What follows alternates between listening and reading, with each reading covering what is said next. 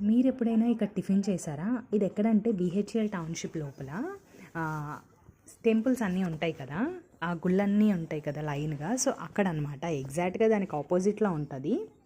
ఇక్కడ జనరల్‌గా అయ్యప్ప స్వామి మాల వేసుకుంటారు కదా! అయ్యప్ప మాల వేసుకున్నప్పుడు స్వాములందరూ ఇక్కడ చేస్తారనమాట. అంటే అక్కడ ఆనియన్ లేకుండా వండుతారు.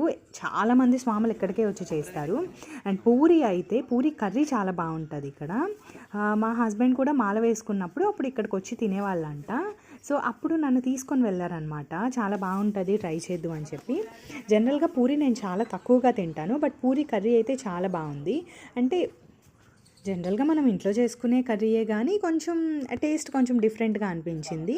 సో, ఎప్పుడు ఈ ప్లేస్ రష్‌గానే ఉంటది. అండ్ ఇక్కడ ఇడ్లీ కూడా చాలా సాఫ్ట్‌గా చాలా బావుంటదనమాట. మీరెప్పుడైనా ట్రై చేయకపోతే ఒకసారి అటువైపు వెళ్ళినప్పుడు ట్రై చేయండి.